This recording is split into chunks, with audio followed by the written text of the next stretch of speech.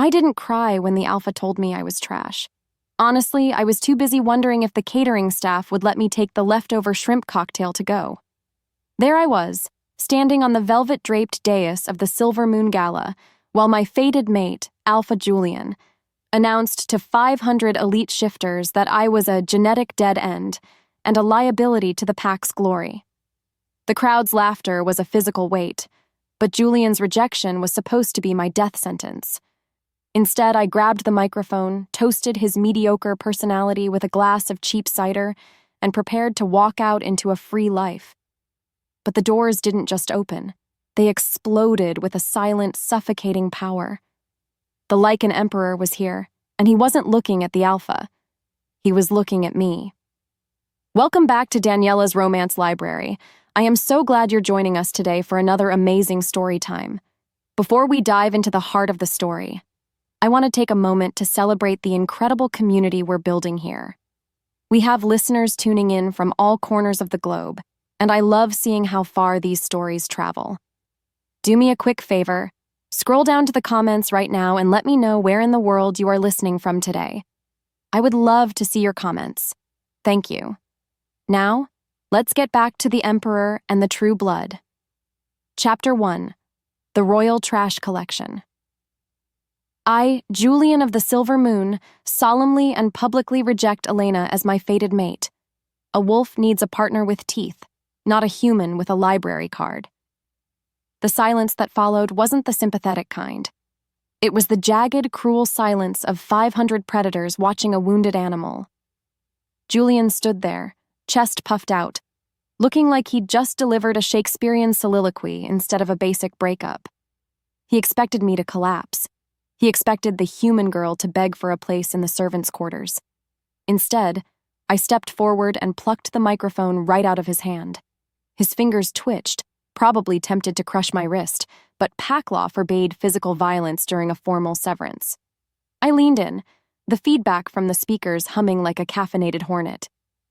First of all, Julian, it's a library app now. Get with the times, I said, my voice echoing off the vaulted ceilings. And second, I'd like to thank you, truly. Between your snoring and the way you try to explain alpha dynamics to me every time I'm trying to watch a movie, this rejection is the best anniversary gift I've ever received. I raised my glass of cider to the stunned crowd. To Julian, may he find a mate whose brain is as small as his, well, you all know the rumors. A few omegas in the back snorted. Julian's face turned a shade of purple that really didn't complement his fur tone. His eyes flashed gold, his predatory aura surging out to crush me. It felt like standing in front of a giant hairdryer, but I just smoothed my dress and started down the stairs.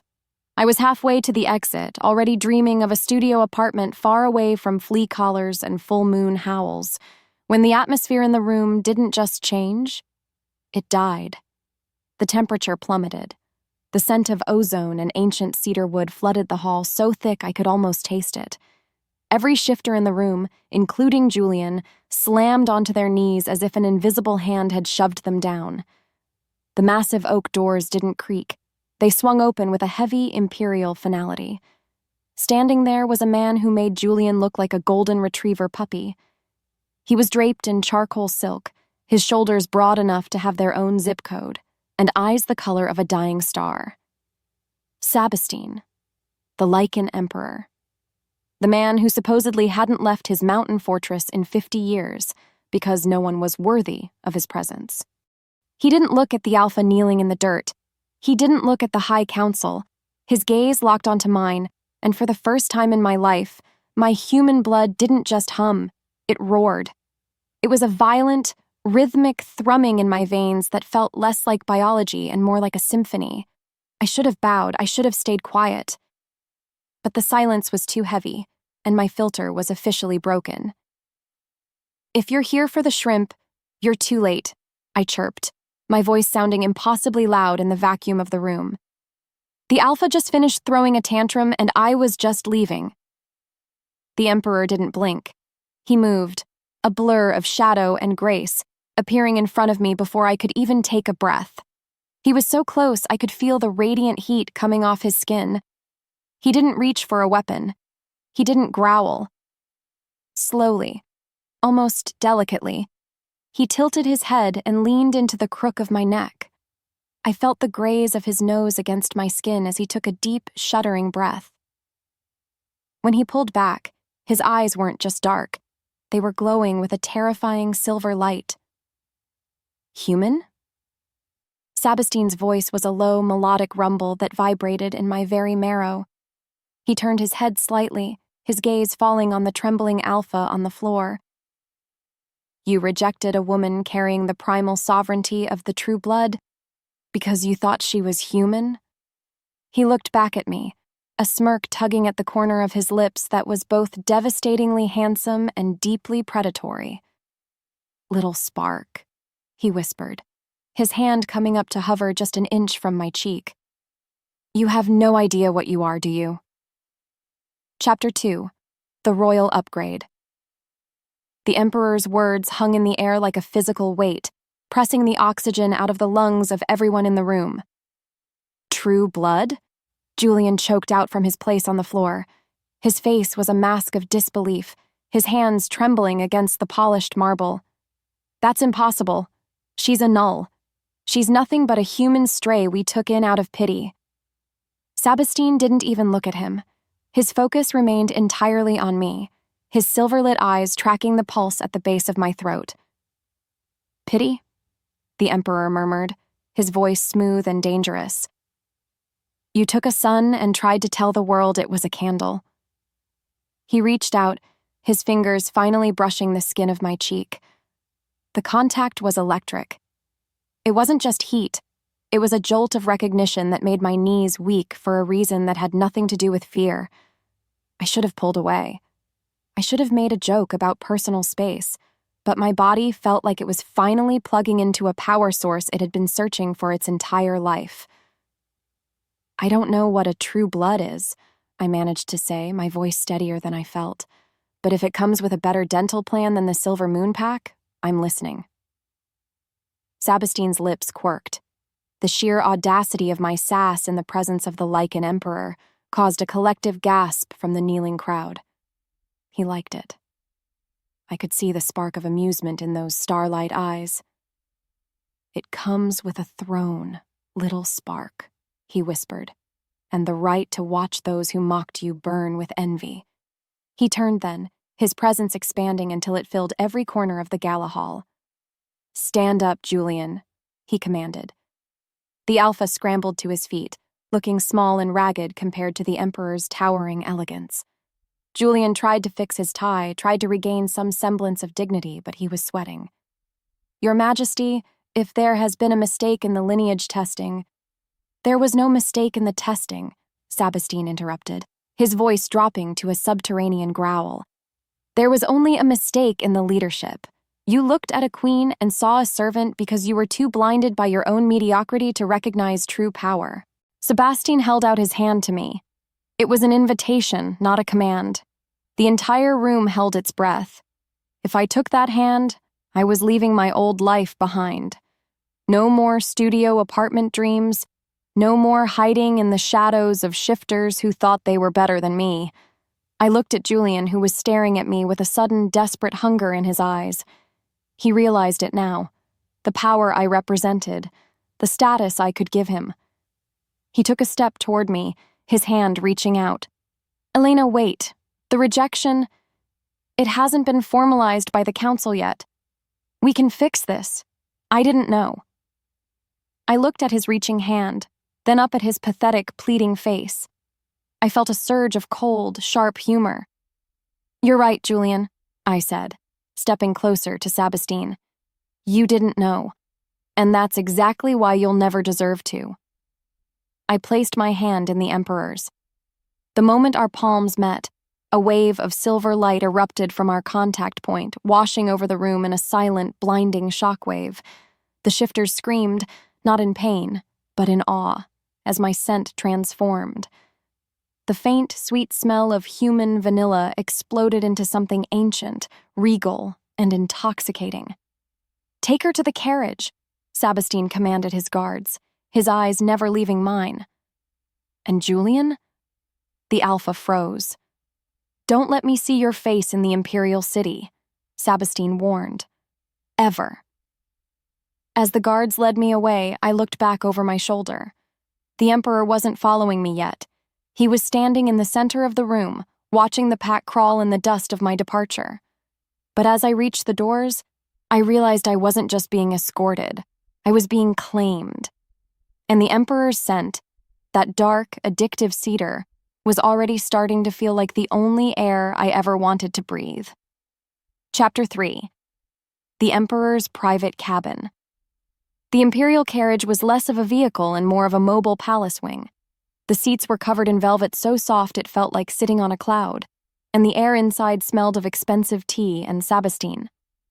I sat by the window, watching the familiar trees of my old pack territory blur into a dark smudge against the night sky.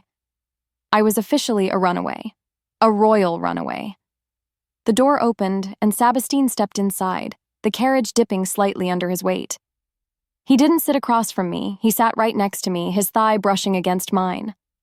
The physical proximity was overwhelming. You're remarkably quiet for a woman who just insulted an alpha and joined an emperor in the span of 10 minutes, he said, his voice a low vibration in the small space.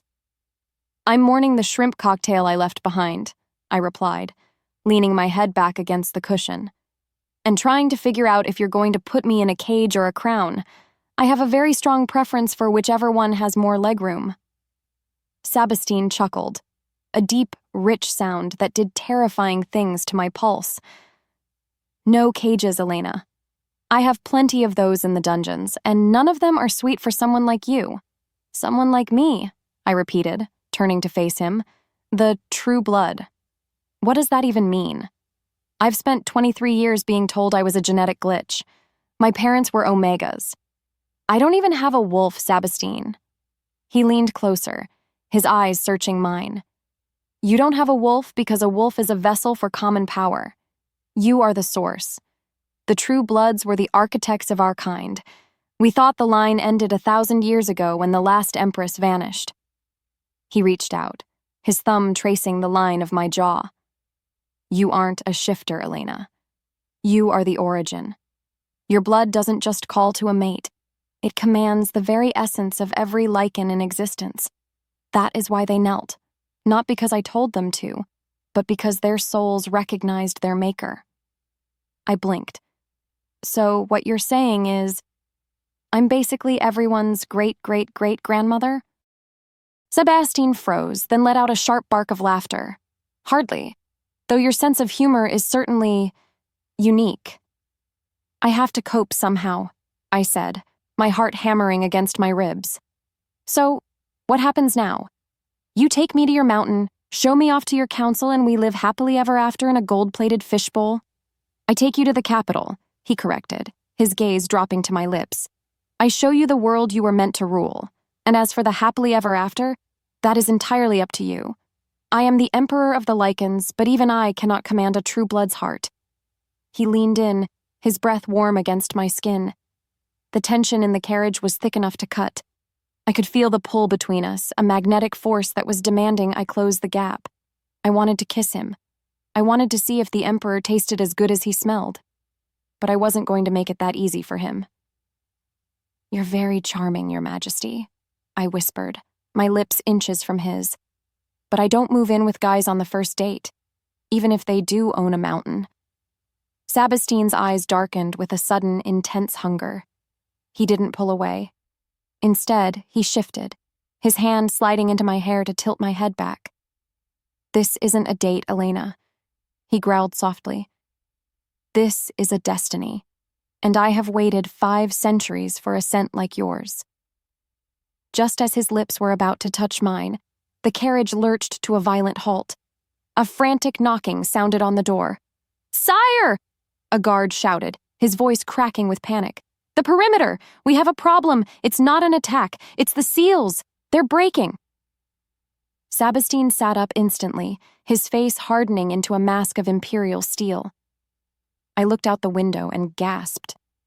The sky wasn't dark anymore. It was glowing a brilliant, toxic violet, the exact color of the true blood aura I had just released. "What's happening?" I asked, a cold knot of dread forming in my stomach. Sabastine looked at me, and for the first time, I saw a flicker of genuine alarm in his eyes. The world wasn't ready for you to wake up, Elena, and it seems the ancient vaults aren't either. The carriage door was suddenly ripped off its hinges, not by a person, but by a gust of wind that screamed with a voice that sounded horribly like my own. Chapter 4. The Violet Gale. The carriage door didn't just fall. It disintegrated into a flurry of splintered mahogany and silk. The violet wind howling outside wasn't air. It was pure, unfiltered energy, and it smelled like my own skin. Sabastine moved with a speed that defied physics, his massive frame shielding me from the debris. His silk shirt whipped against his back, and for a second, I saw the jagged, glowing scars on his shoulders that pulsed in sync with the sky. "Stay behind me," he roared over the cacophony. "A bit hard to do when the car has no walls, Sabastine," I shouted back, clutching the velvet seat as the carriage tilted precariously. The guards outside weren't fighting rebels, they were struggling to stay upright as the ground beneath them began to glow. Every shifter within a mile was vibrating, their wolves howling in a chorus of primal confusion.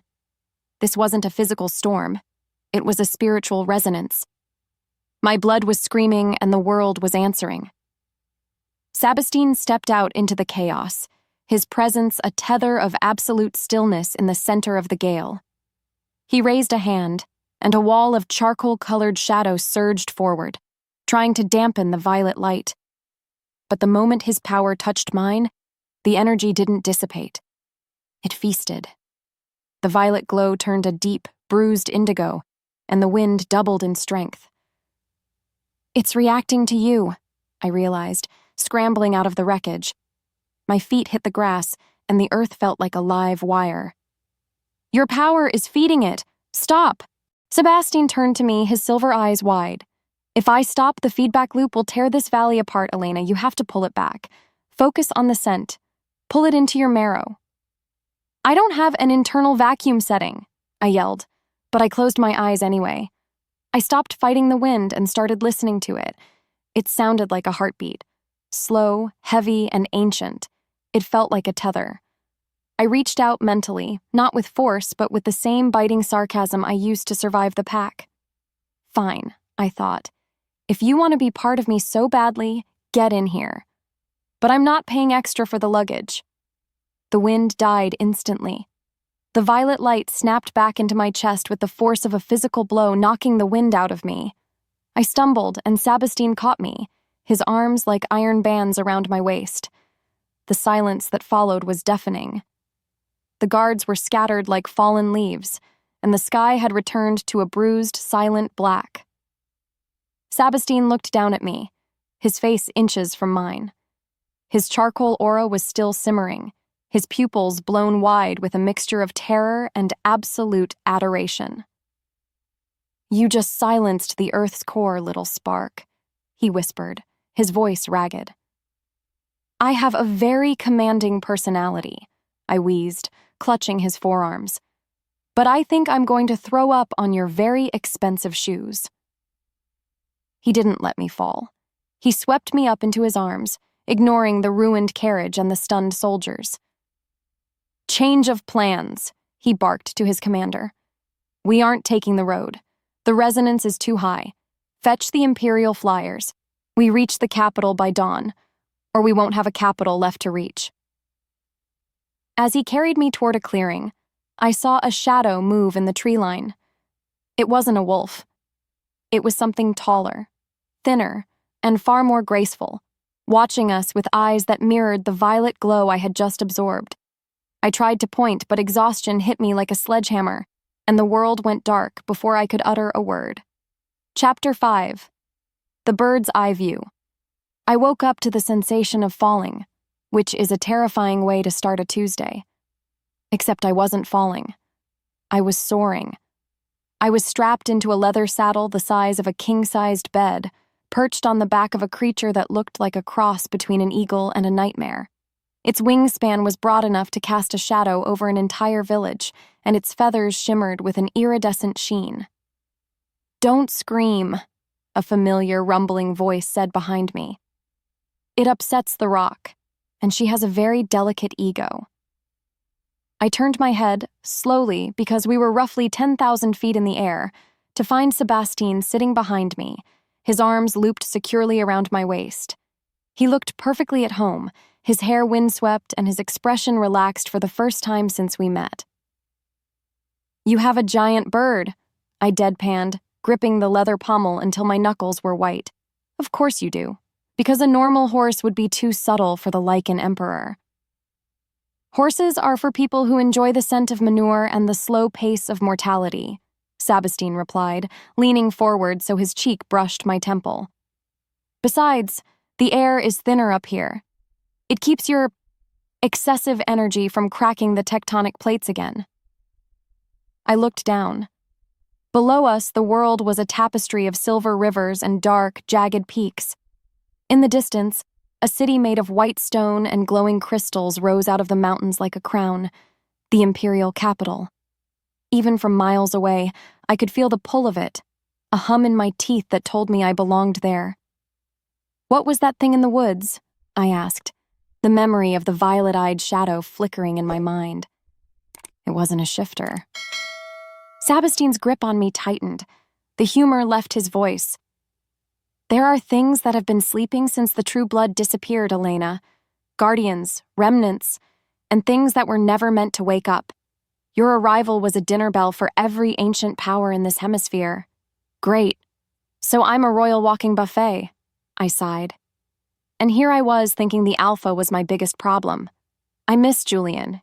He was easy to insult. It's hard to be witty at things that can eat my soul. "You won't be anyone's buffet," Sabastine growled, the vibration of his voice traveling through my spine. "The capital is shielded.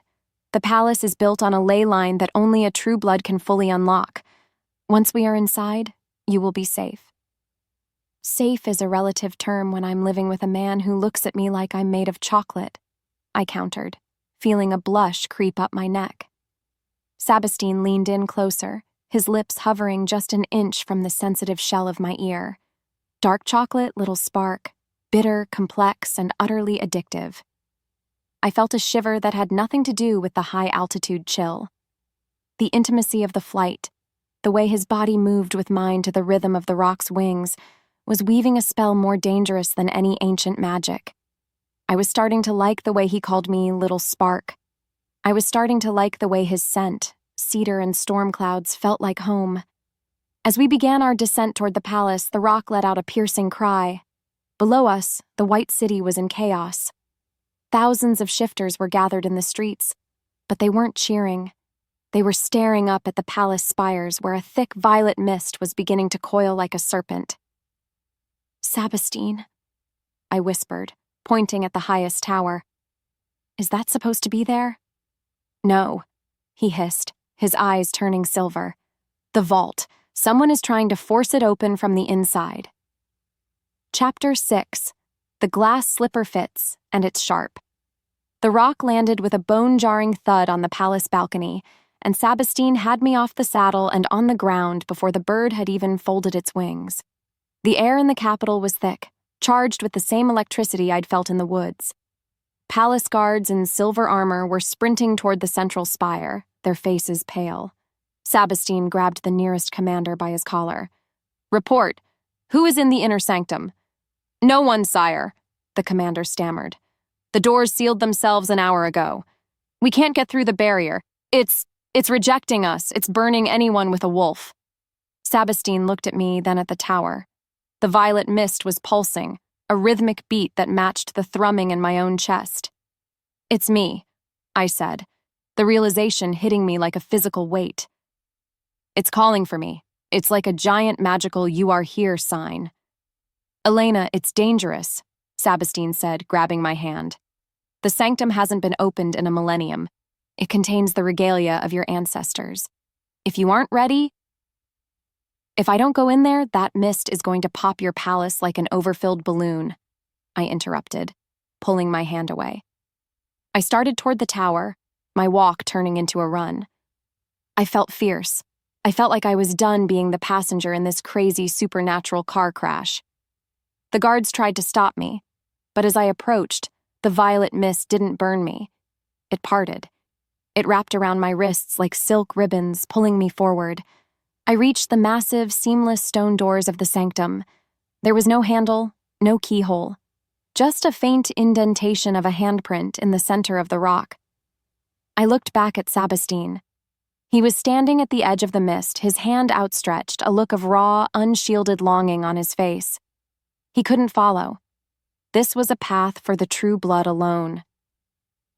"Don't do anything brooding while I'm gone," I joked, though my voice trembled. "Elena," he called out.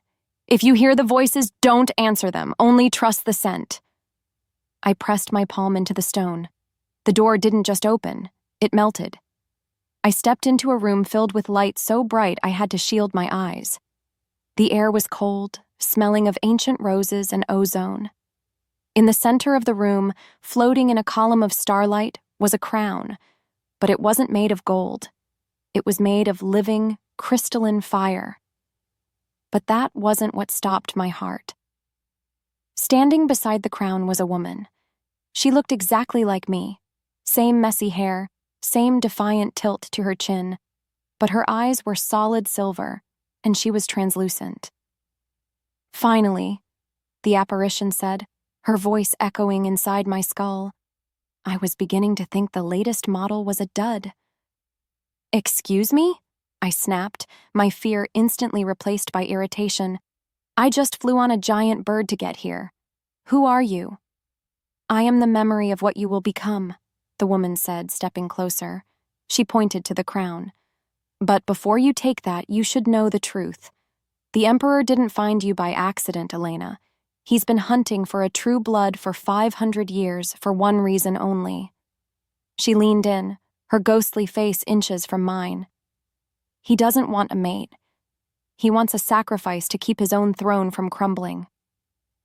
Outside, I heard Sabastine roar my name, followed by the sound of glass shattering.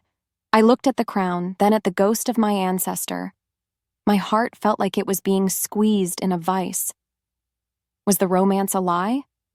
Was the brooding emperor just a very handsome predator looking for a battery? I reached for the crown, my fingers inches from the fire. "Tell me everything," I whispered.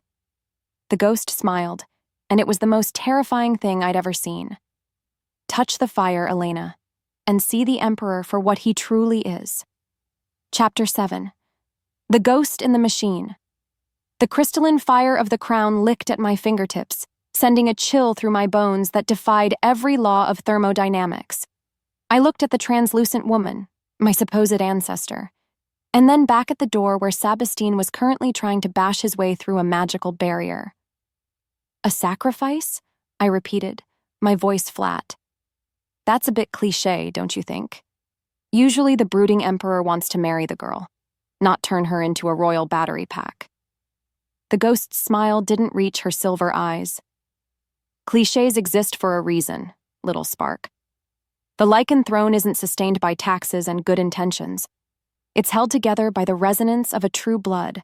Without one, the emperor's power eventually turns inward, consuming him and his people. Sabastine isn't looking for a partner. He's looking for a stay of execution." I felt a hollow ache in my chest that had nothing to do with the freezing air. I thought about the way he'd looked at me on the rock, the vulnerability in his eyes when he talked about his loneliness. Was that all a performance? Was he just seasoning the meat before the feast? "If I touch this," I asked, gesturing to the crown, "what happens to him?" "He remains the Emperor," she whispered, "and you remain his anchor. Bound to the throne, unable to leave the capital, your essence slowly bleeding out to keep his world from shaking. Is that the fierce life you wanted, Elena?" I looked at the crown. Then I looked at the palm print on the door. I could hear Sabastine's voice now.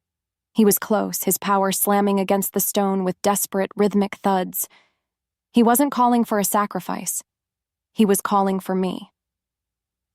"You know," I said, turning back to the ghost, "you're remarkably pessimistic for a memory.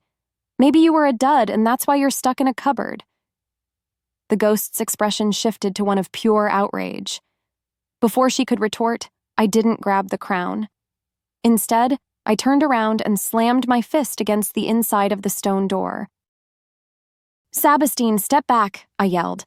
I didn't use the true blood aura. I used my anger. I used the sheer stubborn refusal to be a pawn in anyone's game, ghostly ancestors or brooding emperors. The violet energy inside me didn't spiral out this time. It focused. It sharpened into a point. I imagined the door wasn't stone, but Julian's ego. The stone didn't melt this time. It shattered. The shockwave sent me flying backward, but I didn't hit the ground. Sabastine was there, skidding across the floor to catch me, his charcoal aura flaring so bright it almost drowned out the starlight. He held me against his chest, his heart hammering against my ear like a trapped bird. "Elena," he choked out, his face buried in my hair. I thought the seal was supposed to be absolute. I pushed back just enough to look him in the eye. He looked terrified, not like a man losing a battery, but like a man who had just watched his entire world stand on the edge of a cliff. "The ghost said you're using me," I said, my voice trembling. "She said I'm a sacrifice for your throne, that you've been hunting me for 500 years just to keep your crown from crumbling." Sabastine froze. He looked past me at the shimmering apparition, who was now fading into the mist. His grip on my waist tightened until it was almost painful.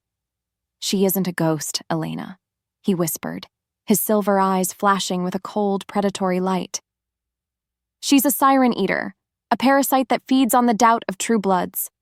He stood up, pulling me with him, and turned to face the fading image. "She told you half the truth. The throne is crumbling, and a true blood can save it, but she didn't tell you the cost for the Emperor." Sabastine looked back at me, his expression raw. "To bind a true blood to the throne as a sacrifice, the Emperor must give up his soul. I would have to become a literal monster to keep you here against your will. Do I look like a man who wants to lose his soul, Elena?" "You look like a man who needs a nap and a very honest conversation," I said, though my heart was starting to settle. "I don't want a sacrifice," he said, stepping so close our noses brushed. "I want a reason to keep the throne at all. If you leave, the Empire falls. If you stay as a sacrifice, I die inside. There is a third way, but it requires something more dangerous than magic." "What?" I asked. "Equality," he whispered. Before I could process that, the floor beneath us groaned.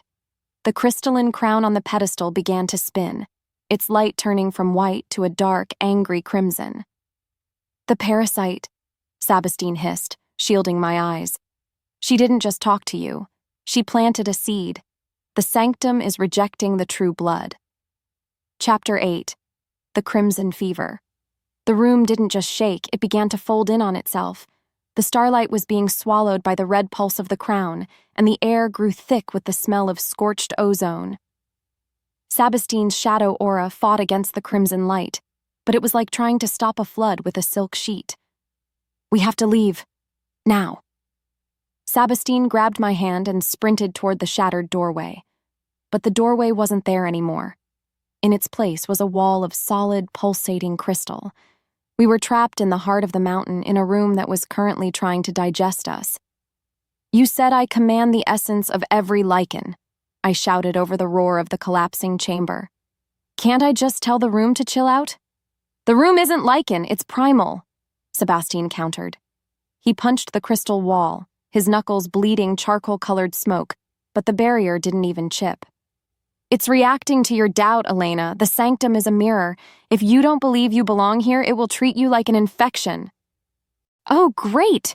So my existential crisis is literally killing us?" I tucked a loose strand of hair behind my ear, my brain working at 100 miles an hour. "Okay, fine. I belong here. I'm a queen. I'm a true blood.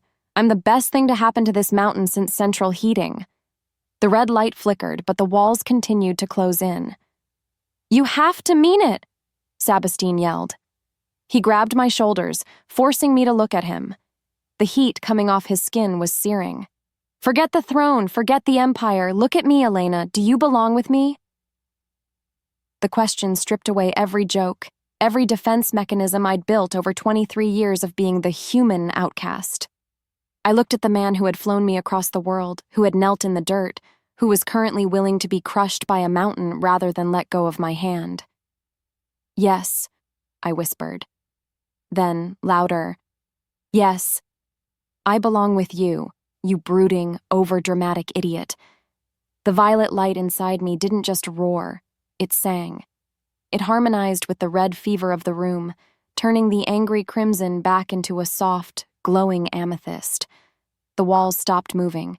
The crown on the pedestal ceased its frantic spinning and drifted toward us, settling in the air between our faces. It wasn't a crown anymore. It had reshaped itself into a pair of identical, glowing rings. "The bond of equals," Sabastine breathed, his voice filled with awe. "It hasn't been seen since the First Era." "Rings? Really?" I reached out, my fingers hovering over the shimmering bands. "Does this mean we're engaged? Because I haven't even met your parents, and I'm pretty sure your council hates me." "It means our powers are shared," Sabastine said, his eyes never leaving mine. "No sacrifice, no drain. We sustain each other. But Elena, once you put it on, you'll feel everything I feel. Every burden, every scar, every ounce of the hunger I have for you." "Is that a warning or a sales pitch?" I asked, my heart hammering. I reached for the smaller ring. As my skin touched the metal, a jolt of pure, unadulterated sensation flooded my system. I saw the 5 centuries he'd spent in the dark. I felt the crushing weight of his crown. And beneath it all, I felt a longing so sharp it made my breath hitch, a hunger for a woman who could make him laugh. I slipped the ring onto my finger. Sabastine didn't hesitate. He took the larger ring and slid it onto his own. The explosion of power was silent but total. The crystal walls vanished, replaced by the open air of the palace balcony. We were standing under the stars, the violet mist over the city dissipating into a gentle, shimmering rain. The guards were staring. The city was silent. Sabastine pulled me into his arms, his mouth finding mine in a kiss that tasted of storm clouds and victory. It was deep, possessive, and perfectly equal. For a moment, the world didn't exist. There was only the heat of his body and the steady thrum of our shared heartbeats. He pulled back, his thumb brushing my lower lip. "Now," he whispered, "we deal with the council."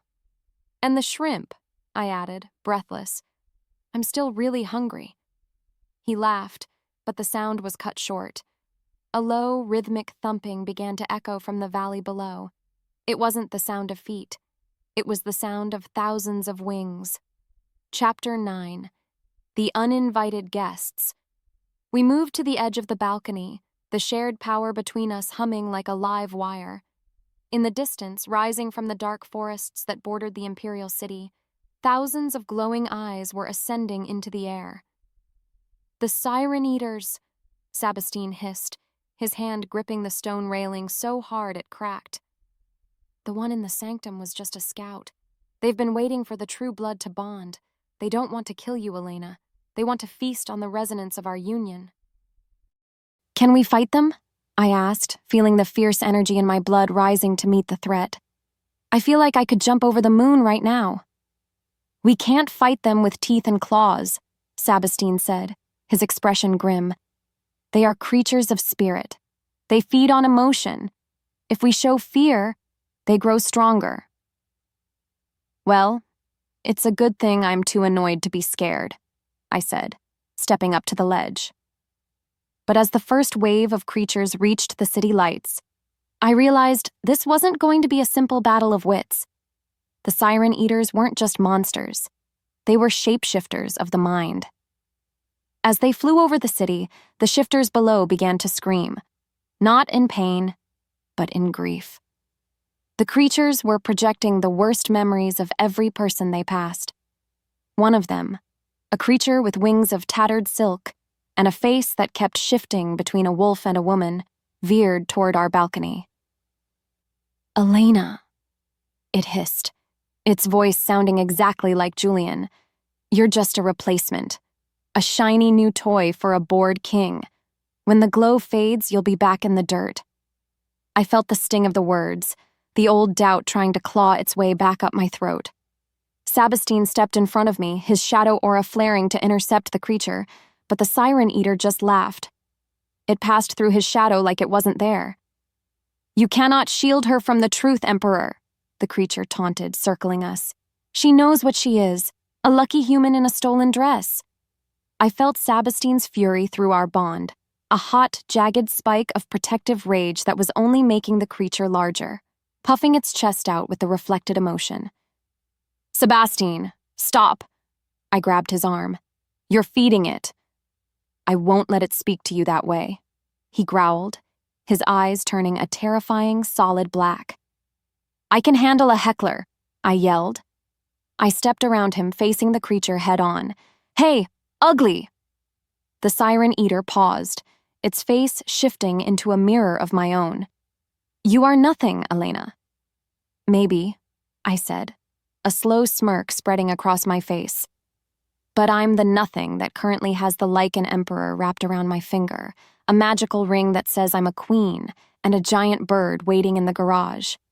What have you got? A laundry list of insults and a very poor skincare routine?" I reached out, not with magic, but with a sense of utter, hilarious dismissal. I thought of every time someone had tried to make me feel small, and I laughed. It wasn't a fake laugh. It was the genuine, belly-deep sound of a woman who had finally realized she was the biggest thing in the room. The violet light in my ring flared, but it didn't strike the creature. It radiated a wave of pure, golden warmth.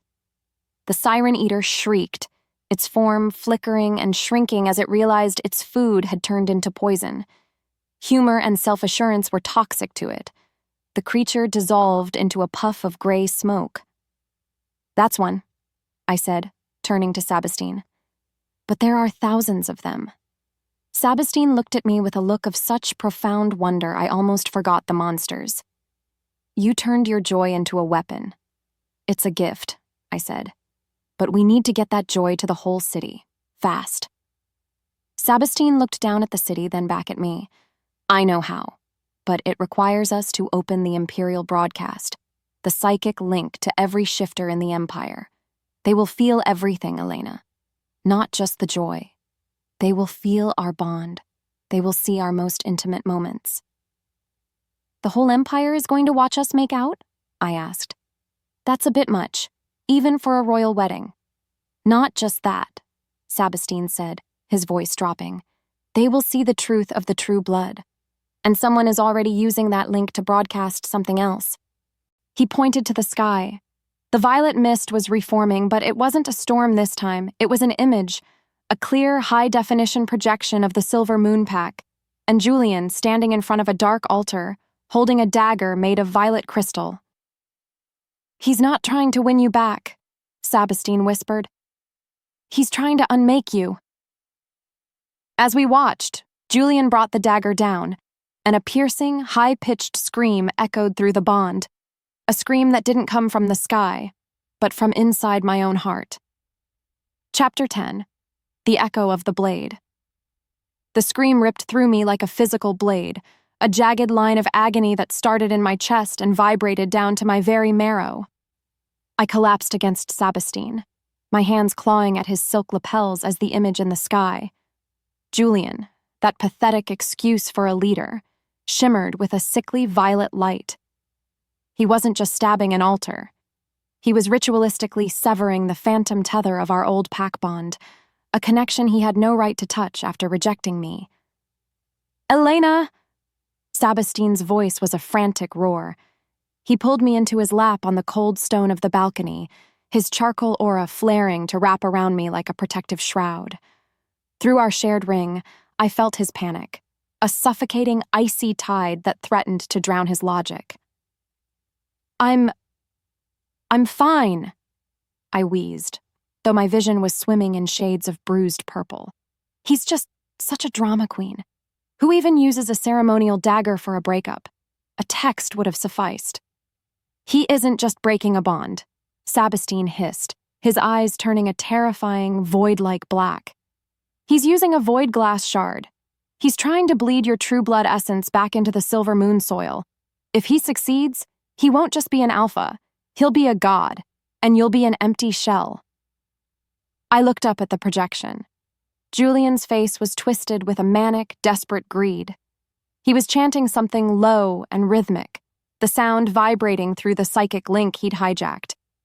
Every shifter in the city was clutching their heads, caught in the feedback loop of his ritual. He wants my blood? I managed a jagged, sharp-edged laugh, pushing myself up to a sitting position. After he told everyone it was defective, the man has the consistency of wet cardboard. Elena, you're losing resonance, Sabastine warned. He gripped my hand, and I could see my skin flickering, becoming translucent like the ghost in the vault. Your soul is being pulled back to the place where it was first rejected. You have to fight the pull. I don't want to fight it, I said, a reckless idea forming in my head. I looked at the ring on my finger, pulsing with a steady amethyst light. Sabastine, you said this link works both ways. If he's broadcasting to us, that means the door is open. I'm tired of being the one who gets whisked away, or protected. It's time I sent a reply. It's too dangerous, he began, but I cut him off by grabbing his face and pulling him into a hard, desperate kiss. The contact was like hitting a high-voltage wire. I didn't just feel his love, I felt his entire imperial network. I felt every shifter in the city, every bird in the sky, every blade of grass in the valley. I used the heat of his body to anchor me. Then I reached out across the miles, following the violet thread of Julian's malice. I didn't send a scream. I didn't send a plea. I sent a laugh. I projected the image of Sabastine's palace, the luxury of my new life, and the sheer, unadulterated joy of being loved by an emperor. I let Julian feel exactly what he had thrown away. Not the power, but the me he never bothered to know. The projection in the sky flickered. Julian stumbled, his eyes widening as my laughter echoed through his ritual chamber. The violet dagger in his hand cracked. You think you can steal what you couldn't even recognize? My voice boomed through the psychic link, sounding more like an empress than a librarian. Julian screamed, but it wasn't a roar of power. It was a cry of frustration. He raised the cracked dagger one last time, aiming not for the altar, but for his own palm. If I can't have the source, he shrieked, his voice echoing over the capital, I'll drown the world in the rot. He slammed the blade into his hand, and the violet light turned a corrosive, oily black. The projection didn't vanish. It began to leak. Dark, ink-like shadows started dripping from the sky, dissolving the white stone of the palace where they touched. Sabastine, I whispered, watching the shadows spread. He's not trying to become a god anymore. He's trying to take everyone down with him. Chapter 11. The inky tide. The shadows dripping from the sky weren't just dark. They were heavy. They hit the balcony with the sound of wet lead sizzling against Sabastine's shadow aura. Below us, the city was descending into a different kind of nightmare. Shifters weren't screaming in grief anymore. They were falling into a catatonic stupor as the rot touched their minds. He's inverted the resonance, Sabastine growled, standing up and pulling me behind him. He's using his own rejection, his own bitterness, as a venom. It's a psychic plague, Elena. If it reaches the palace core, the shield will shatter. And here I thought my ex was just a garden-variety jerk, I muttered, though my heart was racing. How do we stop a plague made of bad vibes and ego? We have to sever his connection to the ley lines, Sabastine said. He looked at the rock, which was shrieking in the courtyard below, its iridescent feathers dulling under the falling soot. But I can't leave the capital. If I go, the Imperial defenses collapse instantly. I have to stay here and hold the shield. He turned to me, his expression a tortured mix of duty and raw, possessive love. He didn't have to say it. I knew what the answer was. I have to go back, I said. The words felt like lead in my mouth. I'm the only one Julian will let close enough to break the ritual. And I'm the only one who can move through that violet rot without being consumed, because it's made from a piece of my own soul. No, Sabastine said, his grip on my shoulders tightening. I will not send you back to that place. I will not let him touch you again. Sabastine, look at the city. I pointed over the railing. The shimmering rain had turned into a thick black sludge. The lights of the capital were flickering out one by one. You're the Emperor of the Lycans, right? Well, I'm the True Blood. And a True Blood doesn't sit in a gold-plated room while her people turn into zombies. I reached up, tracing the line of his jaw. Besides, I'm not the same girl he rejected. I have a very expensive ring and a man who actually listens when I talk. Julian doesn't stand a chance. Sabastine closed his eyes, leaning his forehead against mine. I felt his soul through the bond. It was a roaring furnace of refusal, but beneath it, the cold, hard logic of a ruler was winning. He knew I was right. I will be with you in your mind, he whispered. Every step, every breath. If he so much as scratches you, I will burn the Silver Moon territory until the earth turns to glass.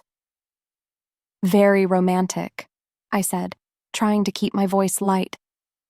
But let's aim for no scratches. I really like this dress. He pulled me into one last soul-searing kiss, pouring every ounce of his power into our shared bond to act as a buffer against the rot. Then he whistled, a sharp, piercing note that cut through the gloom. The rock ascended, its wings beating back the black sludge. It landed on the balcony, its golden eyes fixed on me. Go, Sabastine commanded, his voice cracking.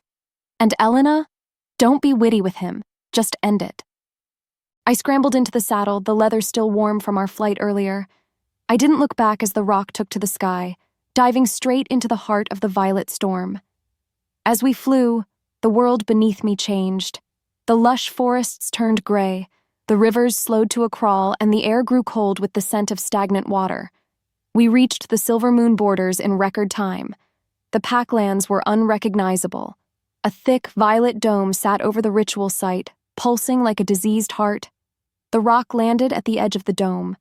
I slid off, my feet sinking into the ash-covered grass. I walked toward the barrier, my true blood ring glowing with a fierce, defiant light. The violet mist parted for me, recognizing its source, and I stepped through into the ritual chamber. Julian was there. He looked like a corpse, his skin pale and his eyes sunken, the void glass dagger embedded in his palm. He looked up, a twisted, jagged smile spreading across his face. You came back, he rasped. I knew you couldn't stay away from your real home, Elena. Home?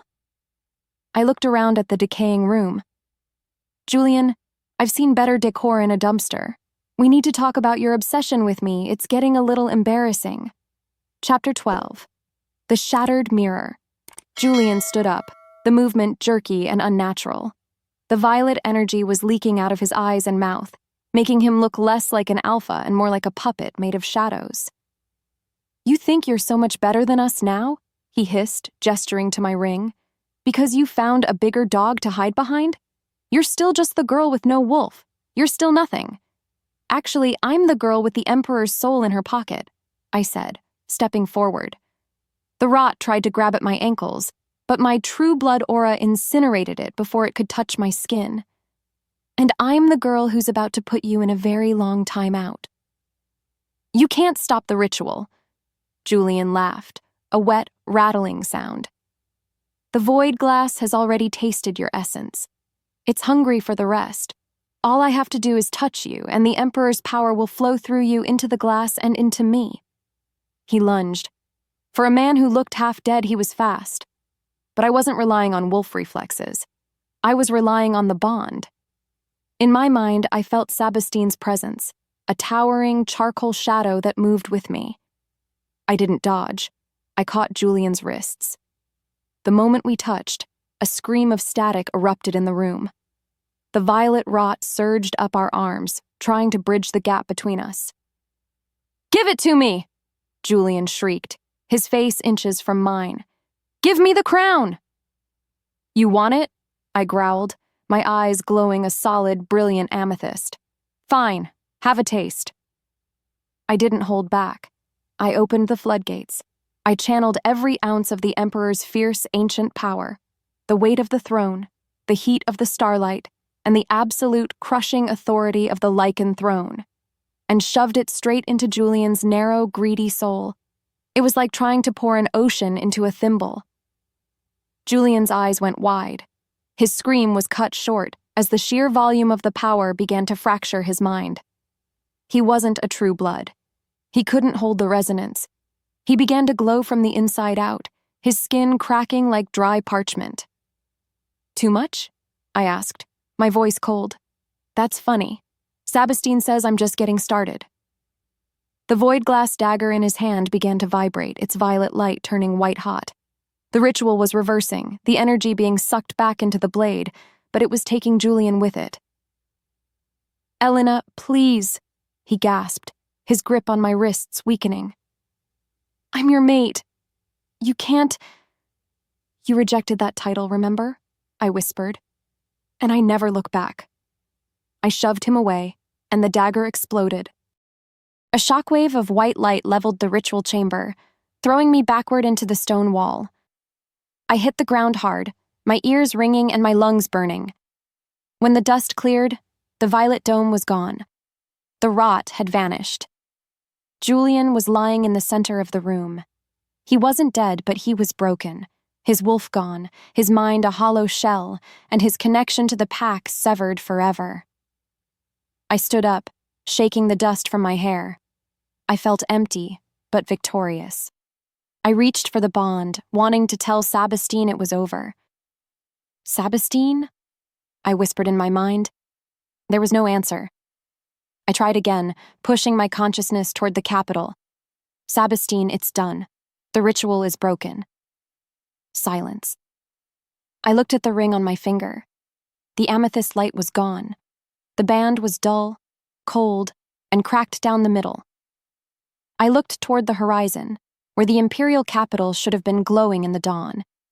Instead, there was only a pillar of thick black smoke rising from the mountain, and a sound that chilled me to the bone. The sound of 1,000 wolves howling in a chorus of absolute devastating mourning. Chapter 13. The Silent Throne. The silence in my head was louder than the howling on the horizon.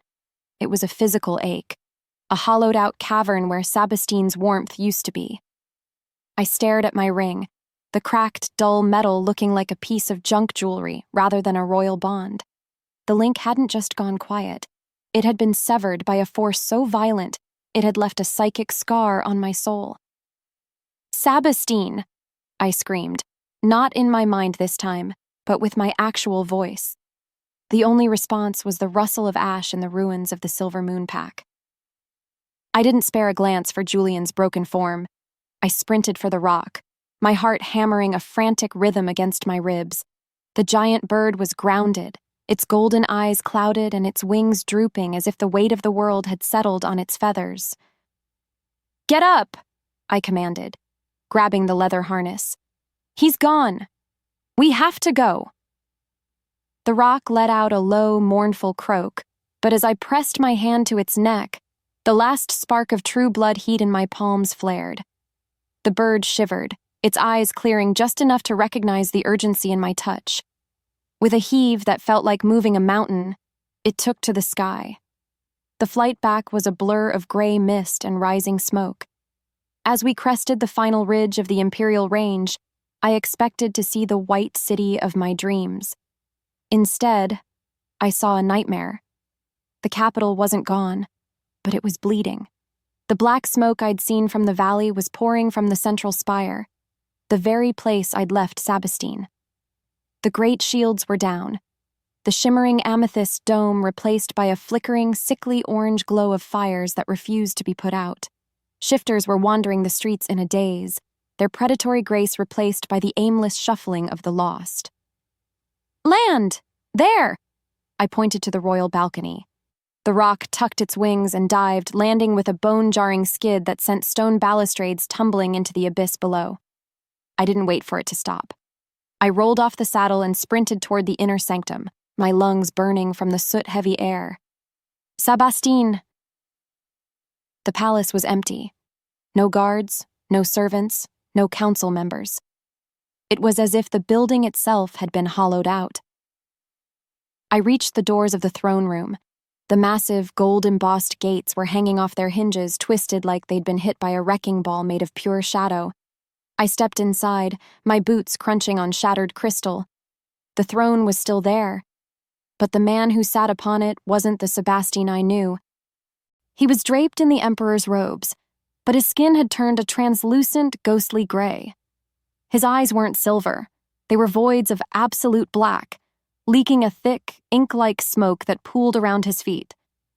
He didn't look at me. He was staring at his own hands, which were trembling with a rhythmic mechanical twitch. "Sabastine?" I whispered, taking a cautious step forward. "It's me. I broke the ritual. Julian is gone." The figure on the throne tilted his head. The movement was slow, agonizingly deliberate.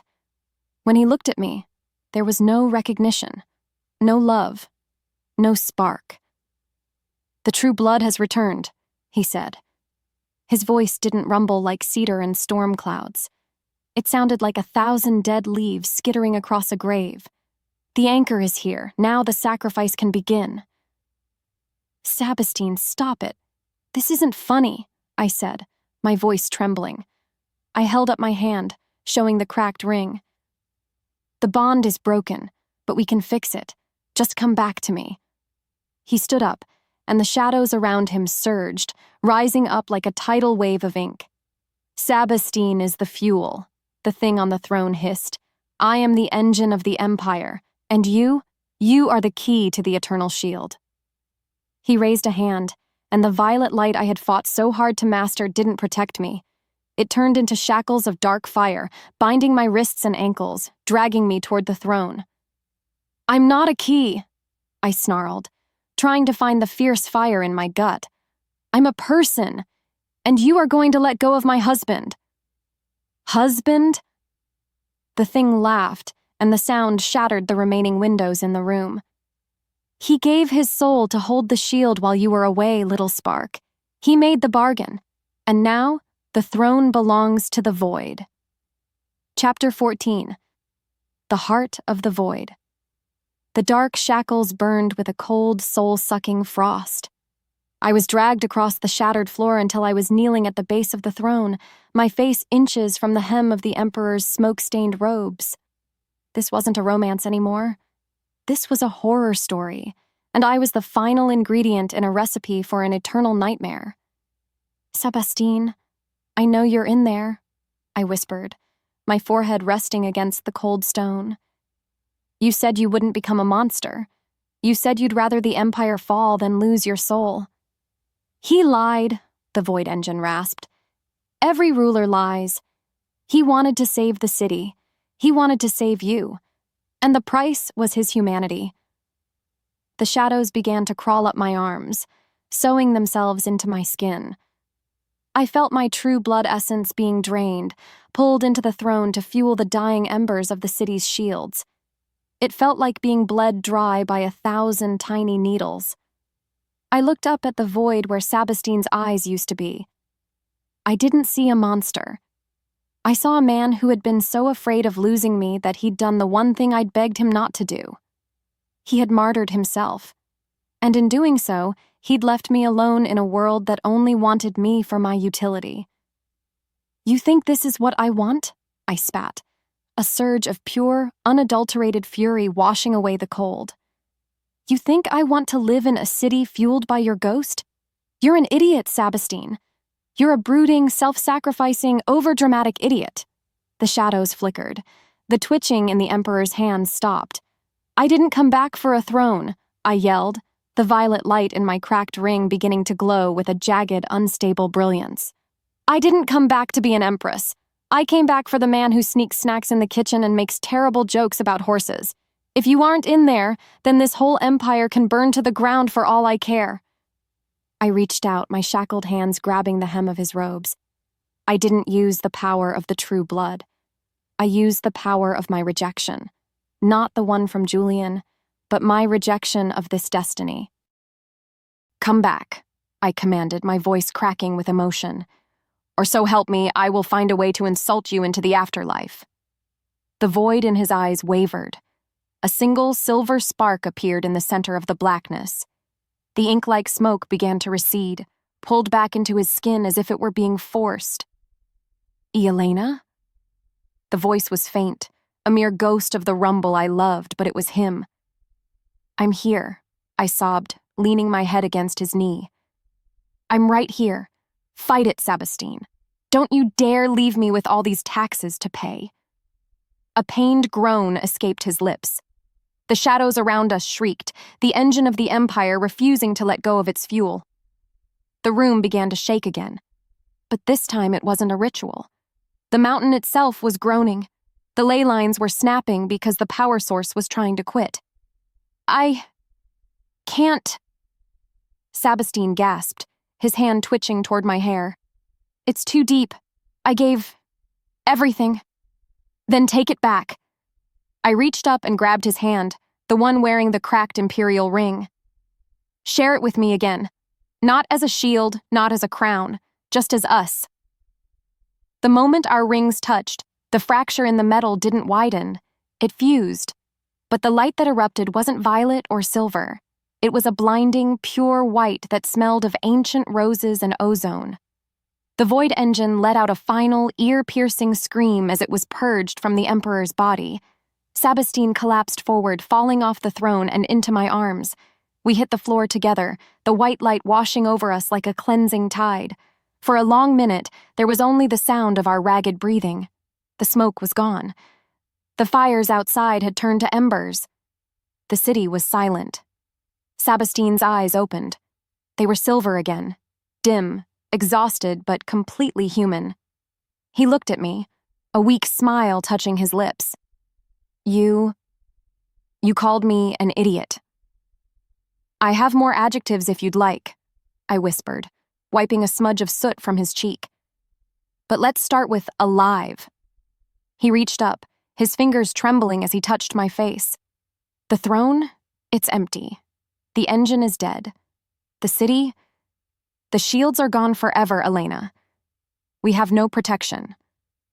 "We'll build a fence," I said, leaning down to kiss his forehead. "A really big one, with a gate." He laughed, a genuine wheezing sound. But the laughter died as a heavy rhythmic thudding began to vibrate through the floor. It wasn't the rock. It wasn't the guards. It was coming from the mountains behind the palace, the forbidden peaks where the ancient vaults had been. A shadow fell over the throne room, cast by something so massive it blocked out the moon. I looked toward the shattered windows. A pair of eyes, each the size of a carriage and glowing with a deep subterranean gold, were staring in at us. "Sabastine," I whispered, my hand tightening on his.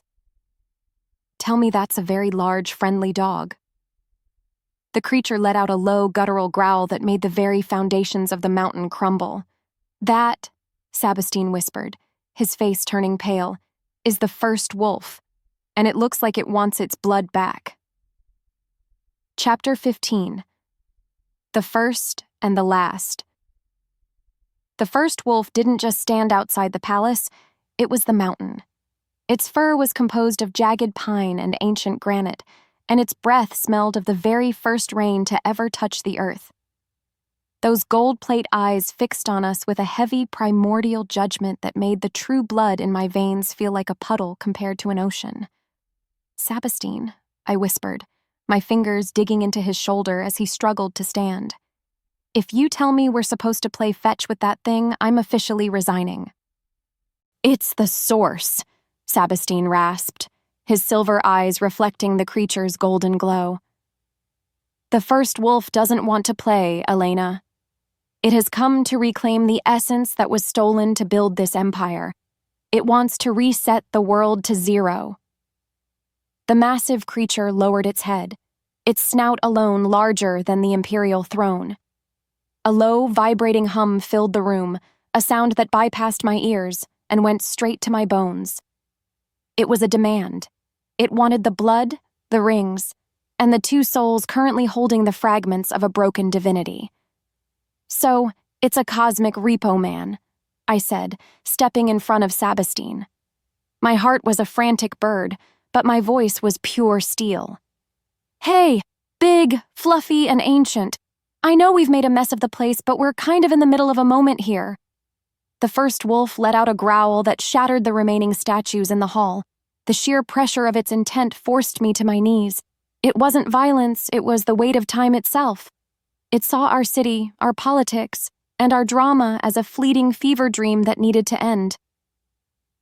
Elena, don't, Sabastine groaned, reaching for my hand. You can't talk your way out of the beginning of the world.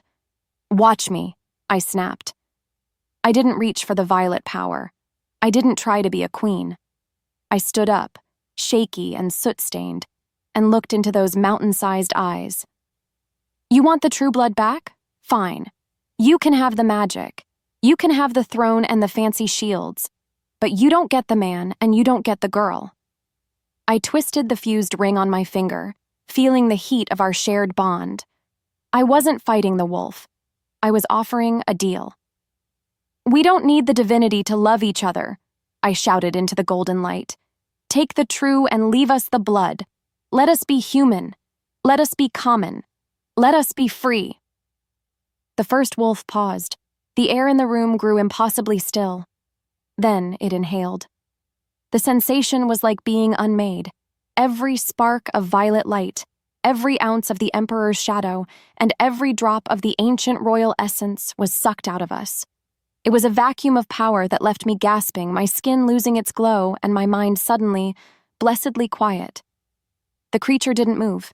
It simply closed its eyes and merged back into the mountain, its golden gaze fading into the starlight. The pressure vanished. The silence that followed was the most beautiful thing I had ever heard. I slumped against Sabastine, who was now just a man. No shadows, no void, just warm skin and a heart that beat for me.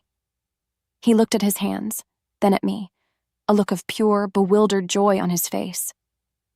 It's gone, he whispered. The throne, the empire, it's all just stone and stories now. Good, I said, pulling his face down to mine. I was getting really tired of the dress code anyway. We sat in the ruins of the throne room, watching the sun rise over a world that was no longer governed by ancient bloodlines, but by the choice to stay. Julian was a memory, the void was a shadow, and for the first time in 5 centuries, the Emperor was finally, truly, home. So, Sabastine murmured against my hair, what does a former true blood do for an encore? I hear there's a really great bakery in the city, I smiled, closing my eyes, and I'm pretty sure they owe me a very large plate of shrimp.